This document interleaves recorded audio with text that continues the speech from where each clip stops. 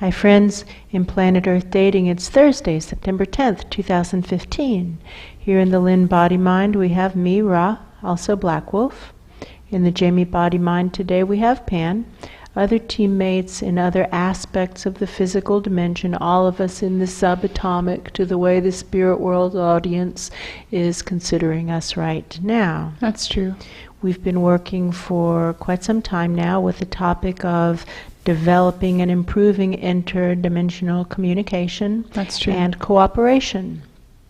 And while it's very likely that that will continue to be our focus today, it's possible that we are supposed to revert fully to a foundational intention, which is to do what is ours to do in all dimensions right now, to manifest the divine plan right now. In other words, to trigger the awakening right now.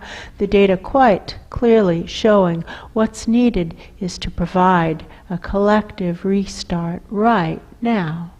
And with that, it begins. Someone is talking, and I have a sense of being in a meeting room, and the person who's talking is kind of getting coffee or something, and they aren't really looking at me, they're off to the side, but talking to me and talking about how it's incumbent upon each of us to find the motivations that work for each of us. That's true. I'm not sure who this person is. It does have the feel of a higher soul of Ra. And he's talking about how this is our responsibility, each for ourselves, to keep in front of us the things that draw us forward through the difficult times. That's true. That difficult times will come. In any endeavor of any length, it's absurd to think that difficult times won't come. That's true. Assume they'll come and have a stash of motivational thoughts at the ready that can pull us forward, perhaps literally in writing. Yes, often in the that's moment true. we can't generate the thoughts to have them ready in the heart. So like Baba Ram Dass when he had his stroke. Yes. Yes. Exactly. Like that story. Yes. Where he said, I've been teaching this for something like 35 or 40 years. That's true. And in the moment when I needed it most, I didn't remember any of it. That's true. I was just lying on the floor after my stroke, staring up at the plumbing pipes. That's true. And to think that we're going to be any different is crazy. Is egotism in the extreme. That's true. It isn't going to be any different for us in the moments when we really need it. If we don't have it written down, that's true. It's not going to be there for us. And what do I know?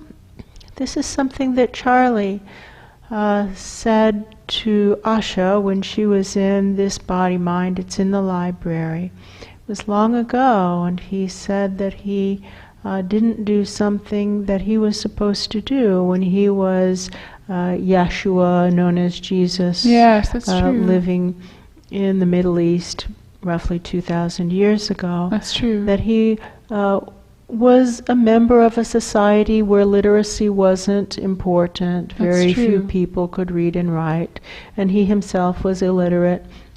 And almost everybody that he was speaking to was illiterate. It was oral tradition. That's true. And that his guides had said to him that he should learn to read and write enough that he could have a little short list of basically motivational thoughts that he could keep in his pocket, that he could pull out when the need was really strong. That's true. And that he just was busy. He had a lot of other things going on, and so he didn't take the time to learn to read and write enough to have that short list in his pocket. That's true. And therefore, in his time of need for clarity, when he was having the interview, quote unquote, with Pontius Pilate, that's true. He didn't handle the situation well, and it didn't turn out like it was supposed to, and therefore instead of having a 35-year teaching career like the Buddha had, he had a 3-year teaching career, and therefore didn't accomplish what he had come to accomplish. That's true. And while some might say that he did just fine, the truth is that his teachings have been twisted enormously. That is true. Because he only taught for 3 years. That's true. And Charlie was saying this at one point to Asha while she was living here. Yes. So perhaps we should take the time, each of us, to make a short list of what actually motivates us. That's true. Pan here. I'm also aware that while making that list, it could be easy to fall into the trap of making a list of things that comfort us or pacify us rather than actually motivate us. Ooh. That's an easy trap to fall into. To ask the right question. Yes. What actually motivates me? Yes. To stick to the true assignment and not turn it into something else? Yes. Okay. Well, those are always good things to keep in mind. Definitely. In all of our endeavors, friends, we have got to stay on task. That's true. And in the refresh call, we screen for this. We screen for intent to do the work as assigned by wiser minds above to specifications. Yes. To actually do the jobs that we are assigned to do. That's true. And so if the assignment is to make a list of things that will motivate us as individuals through the hard times, well, that's the assignment. That's true. Make that list. And for me, Ra, it's extremely helpful to focus on all the horrifying things I've learned lately about the truth of the spirit world. That's true. I already knew a lot of these things about the physical dimensions. I wasn't confused about their condition. But I was definitely living in the lie about the condition of the spirit world. And I see that now, and I don't want to live in the lie. I have no interest whatsoever in living with the lie. No. Pan can see that I was living in the lie about the nature realms big time.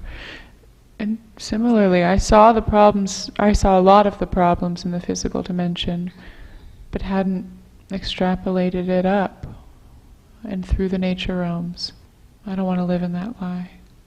No, I don't want to live in the lie, and therefore I have no interest in staying in the status quo or extending the status quo. And what difference does it make how long it takes to make the change? I'm not going to just live in the status quo. The status quo is actually quite disgusting. That's true. I'm going to work for change. I'm going to continue to work for change. That's what true. difference does it make if I have to do the same thing 37 times? That's true. Or 137 or 370,000 times. That's true. I'm going to keep going. That's true. Until this is done, because I don't have any interest in living in the lie. That's true. And I see how bigotry has been a huge part of the lies in all the dimensions. And true. Each of us feeling our dimension of origin is the best or the right one or the most important one. That's true. For various and sundry reasons. And how that's just untrue. Those statements can't all be true. That's true. It can't be true that the spirit world dimension is most important, and the nature realms dimension is most important, and the physical dimension is most important, quite obviously. That's true. So healing the bigotry is important for me as an individual, because I don't like what bigotry smells like, tastes like, sounds like, feels like. That's true. I don't want to be that guy. I don't want to be that guy, and I don't want to be around those people. No, I don't want to be around those people. And given that that's how everybody is in all the dimensions right now, then clearly change is needed, a collective restart is needed. That's true. In order for this to be a place that I want to live in. And so this is motivational for me. That's true. And this is actually something that I have in common with our physical host. That's true. I, Pan, have the lucky frame of reference of having been ahead to the future and seen what happens after the collective restart. And because I hadn't stepped up, there was no wildness. The nature realms was limited and bland and felt empty of the things that mattered to me. The things that I loved were gone because I hadn't done what it would take to keep them there. And nobody else who was stepping up cared about them in the same way that you did. That's true. So for the things I love to even exist in the future. I have to do my part now. And that helps me. That's a good point. I, Black Wolf, see how I actually don't know what's motivating to me. It's fascinating. I'm going to have to work on this. What do I know? I, Black Wolf, know that I really like working with people who I respect. That's true. And I've crossed paths with tens of thousands or hundreds of thousands of feels more true. Beings in all dimensions that we've crossed through, and have developed some amount of disdain, really, for most people. And That's true. I don't mean that in the way that it sounds, but I just don't want to be around them. That's true. And there's such a small group of people that I actually want to be around. That's true. And I discover that they are the people who are actually searching for what's really going on. They're curious about what's actually going on in any moment. They're actually engaged in a search for truth in all moments, and they're doing what it takes. And it's extremely difficult. And I notice that I very much like to be around them. I myself don't want to have to do that because that's way very too hard. Yeah, that's really hard. But I like those people and want to be around them. Exactly, and I That's think true. possibly we all feel this way, that we want to be around people who are living like that. We ourselves don't want to to live do like it. that. That's true. But I'm willing to do it in order to be with these really great people. That's true. That's true. And the faces change from day to day. It's the same people, but sometimes one of us isn't able to do it right then that day, and I'm not looking down my nose at them. No, because we've all been that person at some point. I've been that guy. I've been that guy. That's true. And to have a little bit more patience with the people who aren't doing well that day this is something that Ra keeps saying to me. He says, Black Wolf, you're not always at your best either, so why don't you have a little bit more patience? With Luce, for example, when he's in the sewer. Yeah, I feel that. Glenn is waving his hand. He wants to say something. I see that.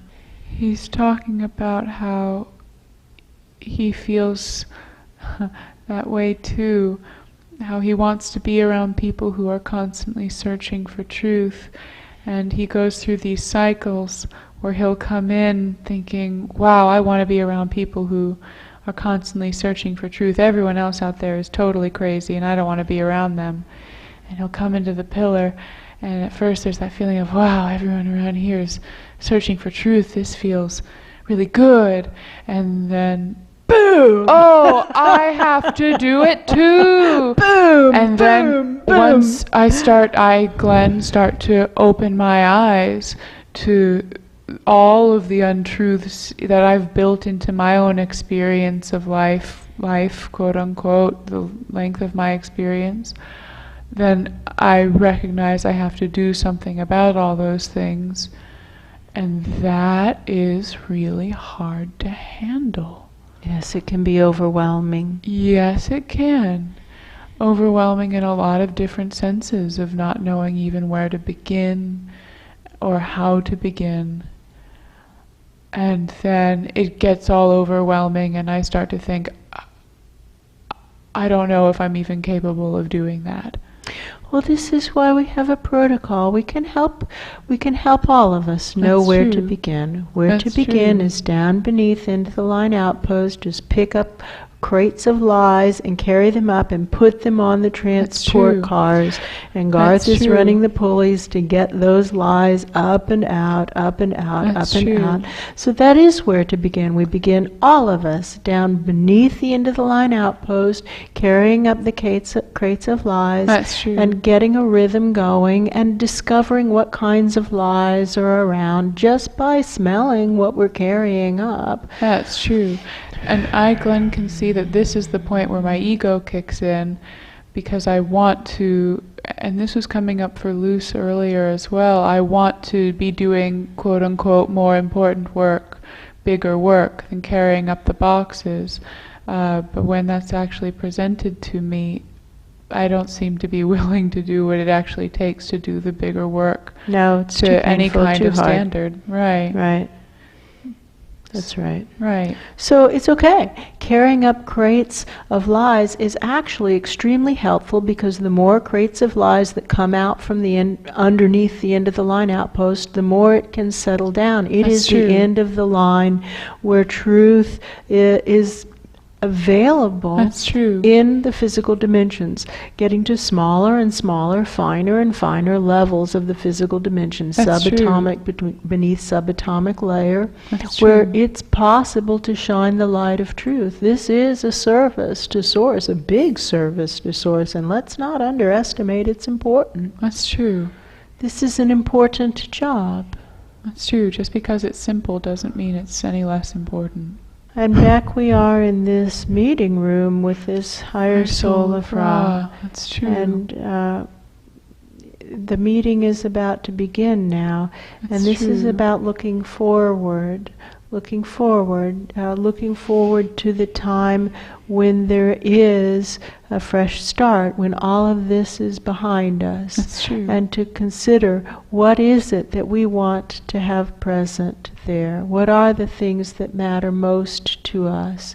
And really to consider that and make that a focus. That's true. And if we don't, nobody else is going to do it for us. That's true. And how this is incumbent upon each of us. He's saying this again. It's incumbent upon each of us to make our own lists of what matters most to us and hold that in front of ourselves and keep going for that. That's true. In the dark times, which will be here. That's true. Quite predictably. They will be here. We don't know exactly when, and we don't know what they'll look like, feel like, taste like, sound like, smell like, but we do know they will be here. That's true. Onward. Onward.